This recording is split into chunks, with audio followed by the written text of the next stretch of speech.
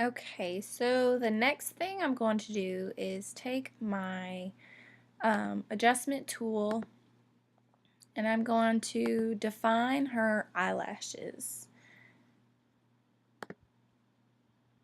So I'm going to go back up here to my navigator and I'm going to just kind of take it here and move to the other side. And on this side, I'm going to drop my brush size down because I don't want it to be too big. Because if you get it too big, then it kind of looks like it's those cheap editing apps like that we can download on our phones and just kind of go over every other one and just kind of tint it. And you zoom out a little bit and see if anything else needs to be done. So for what I see right now is this eyebrow is a little bit darker than this eyebrow. And that is to be expected because of the soft center light and the blown out exposure. So I'm going to zoom in and then I'm going to go over here and I'm going to find my little handy dandy brush. And I'm just going to, let me adjust that size a little bit. I'm going to take it and just do one nice little swoop following the pattern. And you see how much better that made everything. It's the same color as the other one. Zoom out. So another thing you can do is, you can take the highlights up. You can add a little bit more white.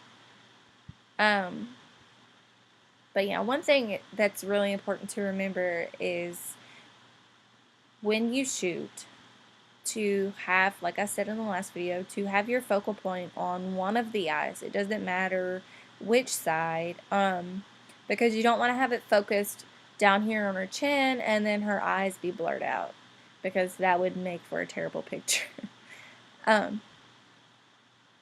So, you just kind of overlook the image and see, what else can be touched up, what you think could be fixed. But you don't want to spend too much time on one image because you're going to drive yourself crazy nitpicking every little thing. But don't settle for, okay, this is a decent image. You really want to make sure that you've gone over everything. And like these little hairs and stuff over here, a lot of people take the clone tool and we'll just kind of spot fix that out. But see, I mean, you can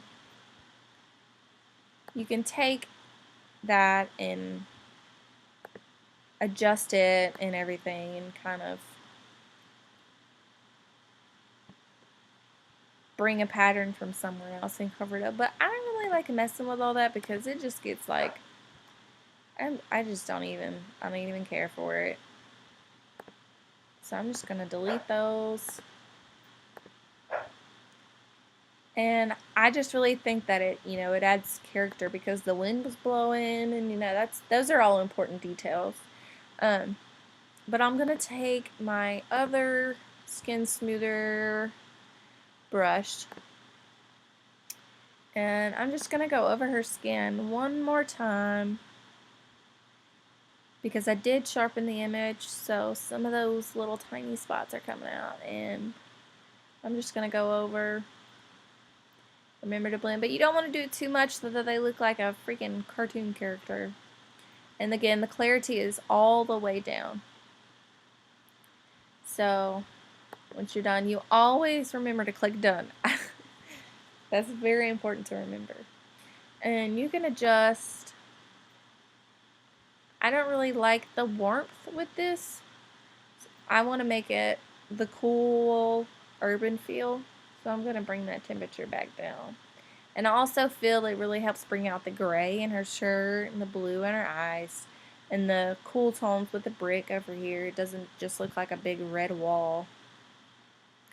But yeah, that's pretty much it. I mean, and you can see the difference in that. I always remember to set my exposure to a little bit on the darker side or right at the middle.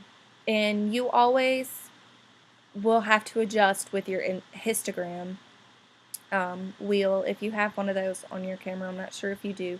But a lot of people always ask me what I'm constantly adjusting, and that's what I'm doing. I'm making sure that the image is a little bit darker so that I have more manipulation over the image once I get it in post-processing. I always, my camera settings are set to raw, sorry, got tongue-tied, instead of JPEG. JPEG, you will lose a lot of quality, and JPEG kind of already, like, it fixes things for you, and I don't really care for that. So I want to be able to do everything that I can to make the image my own, to add my own touches to it in every way possible, because that's what really counts. And I think too, like, a lot of photographers would probably take that lamppost out of there, but I like the lamppost. You know, that was part of the whole thing. You know, that's kind of like why we went over there, because of this brick wall and the lamppost in the background. And although you can't see the full post in this image, it's in the rest of the images. And I don't want to take out the top part and then not have it in the rest of the images. You know, like, it just, you could sit here and nitpick different things out all day long, but the important thing to remember is to feel confident in your image.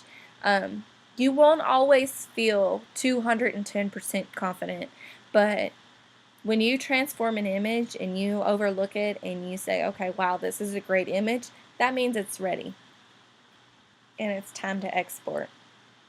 But you can see here the difference. Don't throw away images that are dark, because you have so much manipulation with this. These tools are a lifesaver. Learn how to use them. Spend a lot of time on teaching yourself these things and watching these